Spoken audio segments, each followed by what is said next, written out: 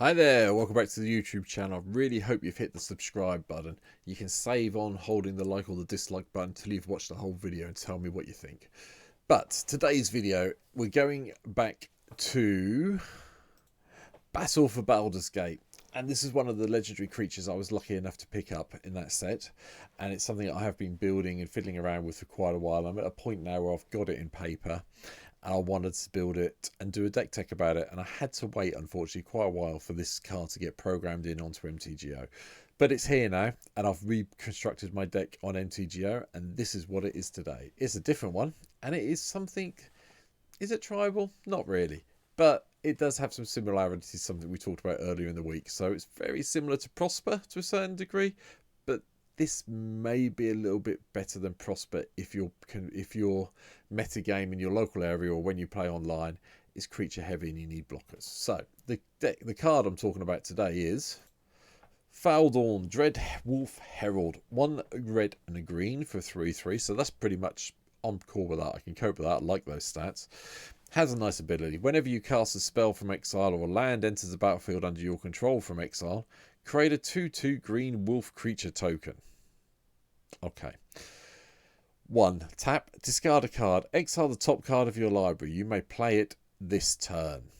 Okay, I like this. This is nice. We'd like to get, instead of getting treasure tokens, which is what we're getting from Prosper, from this guy, we're getting wolves. And we like creatures, because creatures really do help us win the game. So, how have I built the deck? Well, the deck looks like this.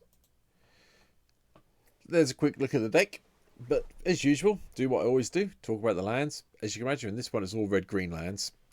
Nothing really that spectacular in here. Path of Ancestry in just a little bit. Scry Help, Yavimar, Cradle of Growth, Temple of the False God, and Reliquary Tower. Reliquary Tower and Temple of the False God tend to be 2 cards I play in every single deck going. So I do have a lot of copies of them in real life, luckily, to make this work. But the rest of it, the ramp side of things, Lotus Bloom, Mox Tantalite, Soul Talisman are key parts of this deck. And I'll come on to why in a minute. Sol Ring is also here. And that's it. I didn't include anything else. Now, you could take out Rampant Growth from here, or Farseek, and put in the Signets if you want to. But I think you can manage this deck without it, to be perfectly honest. Now, you're probably wondering why I'm calling these 3 key parts of the deck, along with, the other 0 mana thing, Wheel of Fate on here, which is quite nice. Everyone discards a hand, draw 7. That's fine. These are in exile. So when you actually cast these at the beginning of your upkeep after you've suspended them, as long as Faldorn's in play, you're getting basically a 2/2 wolf for virtually no mana that turn. So they work really well. And the other thing that's really nice is a lot of the things that we're going to be talking about today do actually go off into exile land quite happily, and then they come back again because there are things called adventures, and adventures go to a special kind of exile zone, and I've checked this and it should work on MTGO. So if I've got it wrong, I'm really sorry. I've made a complete fool of myself on this video, and yeah, but please stay subscribed so you can see me make more mistakes in the future. But so let's talk about the rest of the deck.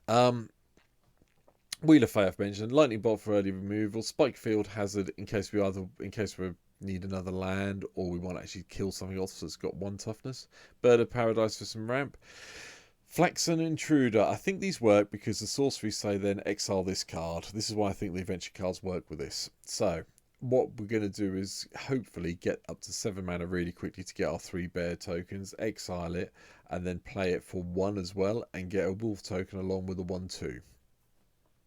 I hope it works. This is what I was going it off anyway. Elixir of Immortality is back in the deck as well. Just shuffle everything back in and things go pear-shaped. Ancient Grudge adjusts for a little bit of target artifact destruction.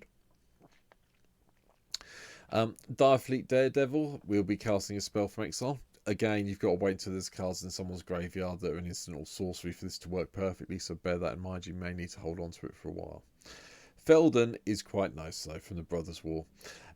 It's dealt damage, you exile that many cards from top of the library. Choose one of them until the end of your next turn. You may play that card. Yeah, okay then. So whatever I get in my exile zone, I get to play until the end of my next turn. And if I've got Faldorn in play, I get a wolf. Yeah, okay, fine. Carry on. Lightning Strike for a bit more removal. Magda, just so we can get some treasures out by tapping her and attacking. Yeah, hopefully we'll get in. Robber of the Rich does the whole exile thing as well, which is nice. And then during any turn you attack with a rogue, you may cast that rogue and spend mana of any colour. So again, another one we need to hold on to. You've got a fair bit of mana floating around, but bear it in mind. Farseek, Rampant Growth. You've seen me talk about them before, but they're in. Heroic Intervention to protect everything. Once upon a time, I forgot I owned this card. I remembered about it when I was doing this. Nice way of doing, before you do anything, if you've got it in your hand, you can cast it for free and go and find a land. It does help. Even if you have to cast the 2 mana for it, having it as an instant speed, you can do it at the end of an opponent's turn and still benefit from it. Prosperous Innkeepers here just gives a little bit of life gain on that treasure token.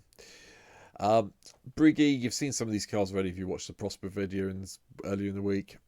You want to cast this as the Horn side, but in this deck you can get away with casting it as the creature side if you want to as well. It does help.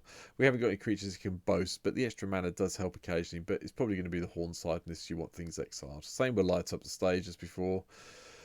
Plundering Barbarian, I chucked in for a bit of a laugh because I'm a bit worried about artifacts at the moment. I've seen quite a few games that have been dominated by some of the new artifact creatures from Brothers Walls in Commander, and I wanted some extra ways of destroying them. So Plundering Barbarian's in. If it's got no targets when it comes into play, yes, we get a treasure. Professional Facebreaker, again, get the combat in, get some treasure tokens. Rift Bolt for some removal, but it's also suspend 1, so it's in the exile zone. So if Faldorn's in play, this comes into play, you get the wolf. Valakut Exploration, I'm expecting people were expecting to see in here. Nice way of getting to play a land, exile something, play it with Faldorn, carry on, so forth and so on. Zorn's in just to give some extra treasure tokens when we get there. Fiery Temper, just so we can deal some damage, and there's been a little bit more discard recently, so, you know, having the Madness burn spell's not the worst thing. Fey Offering, it gives us a nice way of getting a clue of food and a treasure token each turn, because, you know, we do cast non-creature and we do cast creature spells, so yeah. Fight Rigging, pump our creatures, and the card is exiled, so, you know, when you play it, you're going to get a wolf, as long as you've got Faldorn in play, bear in mind. Growing Rights, way to ramp my mana that isn't Gaze Cradle. Lovestruck Beast, again, 1/1 human creature token, get to exile it, play it from exile a few turns later. At the end of the day, if you can't attack, all well and good. You've got 5/5 blocker, which will slow a lot of things down, which is nice. Rift Sower is quite cool. Suspend for 2 comes into play. You get a nice little elf and also a wolf. Same with Search for Tomorrow. Tyler's Provisioner to give you those treasure tokens you might need. Violent Outburst just to cascade, and don't forget when you cascade you cast the card from exile, so that's cool. Academy Manufacturer to make sure we get extra clue feudal treasures, get 1 of each. Outpost Siege, again you saw this in the Prosper deck earlier in the week, exile the card, that's fine. Thrones of Chaos, retrace, cascade, you know the score. Atushi you saw earlier. Chain Reaction I put in this deck because we need some way to control the board. That, and along with Blasphemous Act, are the main ways we're going to do that. Jay is in here as well, for the either the Monk or the Exile. Visions of Phyrexia I chucked in this deck. I didn't play this in Prosper, mainly because I wasn't 100% sure what I was going to do with the Power Stone tokens, and I'm still not sure what I'm going to do with the Power Stone tokens. We don't have that many artifacts in the deck. However, there may be some reason I have it in the deck. Don't know, but I figured I'll try it. It's more likely to sit at home with this one than the other one. Curious Herd's a bit of a laugh. There's a lot of people playing artifacts at the moment. We're going to have green in our deck. We might as well try and abuse this card a little bit and get those nice amount of 3/3s. Monster Manual as well, just to do the whole mill 5, X and return a creature card this way to our hand. And then, you know, cast it from exile, get another wolf. Fantastic. Parallel Lives, better in this deck than yesterday's deck of Azuri. We do want this in play. We are going to be making extra wolf tokens. We want to make sure this stays there. Venture Forth's fun. I like Venture Forth as a green ramp spell. Go and find that land, exile it. It gets cast from exile when the time counters come off. Exile it again. Repeatable walls. Likewise, Bloodbraid Elf for the Cascade. And Helena and Elena partners are in here as well, just because I figure we might as well try and pump the creatures up a little bit. Natural Reclamation to destroy an annoying artifact or enchantment, plus the Cascade means we get a trigger off here. Mirror March, so we can double up on some of our creatures, which is cool for a turn. Copper Dragon for the treasures. Arcane Bombardments. We do have quite a few spells in here, and if we can just get them going, get them copied, it could be quite fun for us in the long term. Etai, Primal Storm. Yep, attacks, exiles, you've seen it before. Likewise, Hazoret's Undying Fury, you've seen before as well. It's here, it's going to go into it, and we're going to try and play it out. What you wouldn't have seen is Sweet Gum Recluse recently, just for the Cascade ability. Again, Cascades in something which we play for free, get a wolf, great. Beanstalk Giant for a little bit of early doors ramp, and then a big boy later on. Annoyed Altasaur for the Cascade ability. Old Gnawbone for extra treasures. We like having treasures. We do need mana in this deck to get things through. Blasphemous Act to control the board, I've already mentioned. And finally, right at the top end, I decided to go with the Apex Devastator.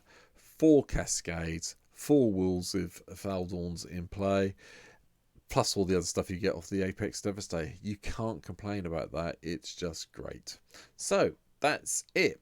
This is the deck I am in the process of finishing well, just basically got to sleeve it all up. It's sitting here in a deck box unsleeved at the moment.